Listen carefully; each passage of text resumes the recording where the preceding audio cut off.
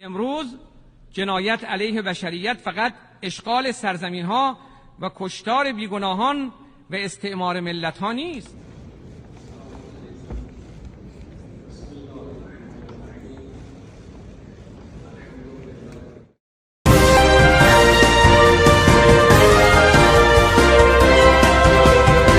दोस्तों, इतिहास के पन्ने में पहली मर्तबा ऐसा हुआ है जहां एक मुस्लिम देश ने यूएस में जाकर यूएन में घुसकर अमेरिका को और इजराइल को जमकर जलील किया है और यूं कहें कि आईना दिखा दिया है। इतिहास के पन्नों में पहली बार जो कोई दूसरा मुस्लिम देश नहीं कर पाया वो ईरान ने कर दिखाया है और ईरान ने साफ शब्दों में यह दिखा दिया कि यूएन में उसकी बड़ी जीत हुई है।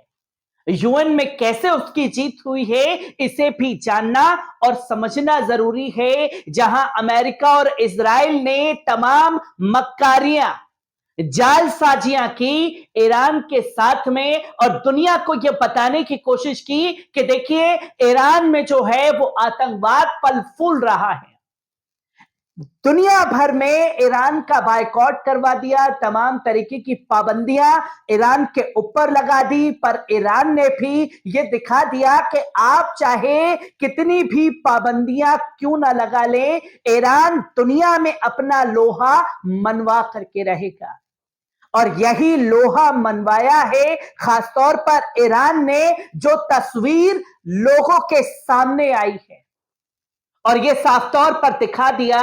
कि उनसे जिस तरीके से दबाने की कोशिश की जा रही थी, खत्म करने की कोशिश की जा रही थी, वो किसी से अब हो नहीं पाएगा क्योंकि सुपर पावर अमेरिका भी ईरान के आगे फेल हो चुका है।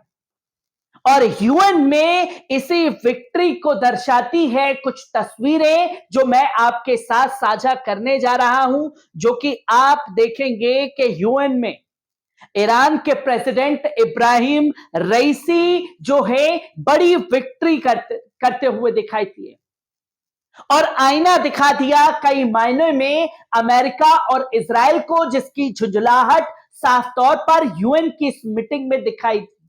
जहां आपको बता दें कि Iran declares victory over US in UN address healing new international order. जहां इंटरनेशनल ऑर्डर को लेकर के ये मीटिंग बुलाई गई, उसमें तमाम इजराइल ने और अमेरिका ने कोशिश की कि इसमें ईरान जो है वो शामिल ना हो, पर ईरान को रोक नहीं पाए। ईरान इस मीटिंग में शामिल हुआ और साफ तौर पर यह दिखाया और बता दिया कि ईरान को रोक पाना अब सुपर पावर अमेरिका के भी बस में नहीं रहा। जहां Iran accuses US of stoking Ukraine war in UN speech speaking Israel walkout. जब ईरान के प्रेसिडेंट स्पीच दे रहे थे तो इजराइल के अधिकारी वॉकआउट कर गए, जहां president Ebrahim Raisi tells the UN general assembly the project to American the world had failed. आपको यह मानना पड़ेगा कि दुनिया की तमाम ताकतें लग गई यूक्रेन और खासतौर पर रशिया की इस जंग के लिए। रशिया को दबाने की कोशिश की, पर दुनिया का बड़ा फेलियर है यह जंग, जिसमें आईना दिखाया गया अपने अल्फाजों से इब्राहिम रईसी द्वारा अमेरिका को। और जो अब तस्वीर सामने आ रही है उसने दुनिया के तमाम मुसलमानों का भी दिल जीत लिया। यूएन की स्पीच की शुरुआत जो है कुछ इस तरीके से इब्राहिम रईसी ने की और दुनिया भर के तमाम नेताओं के सामने सबसे पहले कुरान शरीफ को चुमा अपनी स्पीच से पहले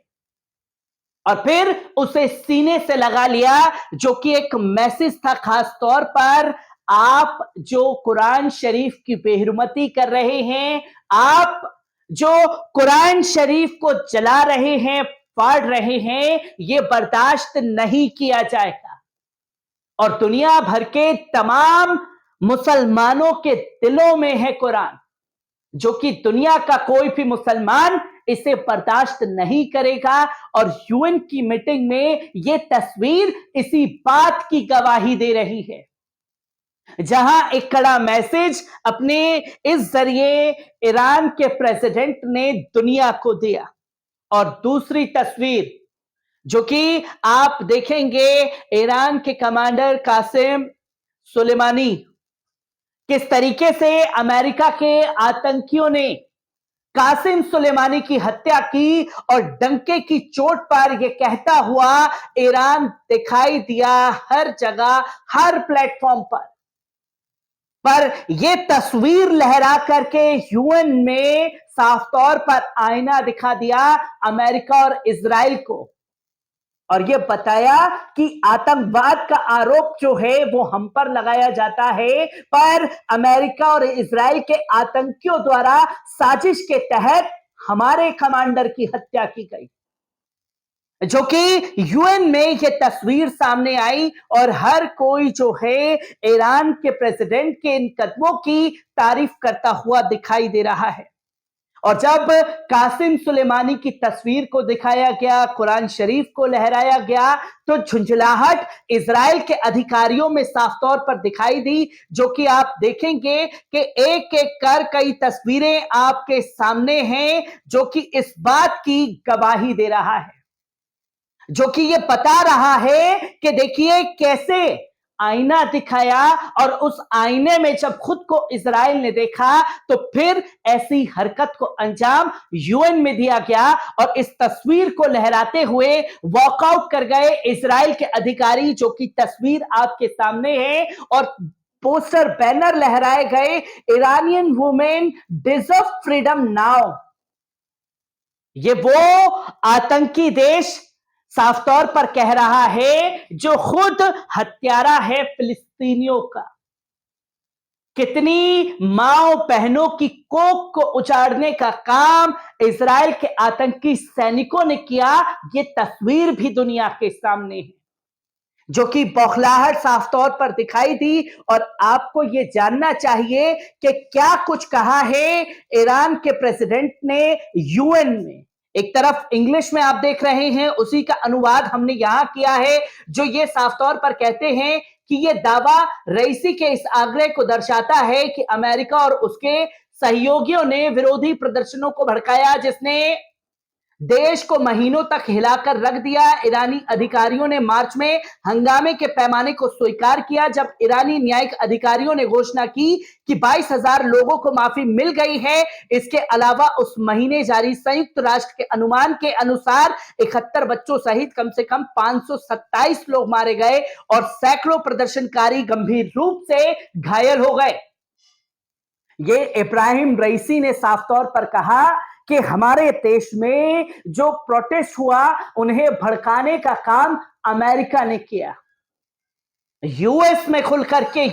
यूएन में घुस करके यूएस के खिलाफ इस तरीके की दलीलें देने की हिम्मत ईरान के प्रेसिडेंट ने दिखाई, जो कि जब स्पीच खत्म हुई तो किस तरीके से तमाम लोग इस्तकबाल करते हुए ईरान के प्रेसिडेंट का दिखाई दिए, ये भी आपके सामने है। फिर उसके बाद उनका पूरा ये आग्रह था कि कोई भी शासन विरोधी आंदोलन जैविक नहीं है और कोई भी शासन विरोधी आंदोलन विदेशी प्रभाव से मुक्त नहीं है, चाहे विदेशी सरकारें हों या विदेशी मीडिया या विदेशी प्रकार की वर्ग। Foundation for defence of democracy के वरिष्ठ साथी बेहनम बेन ने वॉशिंगटन एक्समाइजर से बताया कि वे अपने निरंतर उपस्थित राष्ट्र को, राज्य से समाज को विभाजित करने के लिए, दुश्मन की साजिशों को विफल करने के लिए उनकी ओर से हस्तक्षेप करते हैं। वे सड़क पर लोकप्रियता या सामाजिक लोकप्रियता की भाषा को अपनाना चाहते हैं, जो कि तस्वीर सामने आती है। और यही तस्वीर बताती है कि इजरायली राजदूत गिलाद एर्दोआन, जिन्होंने रईसी की उपस्थिति को संयुक्त राष्ट्र के लिए एक नया नैतिक दाग घोषित किया और ईरानी अधिकारियों के भाषण के दौरान अमीनी की एक तस्वीर रखी और संयुक्त राष्ट्र सुरक्षा द्वारा इन्हें विधानसभा कक्ष के बाहर ले जाया गया।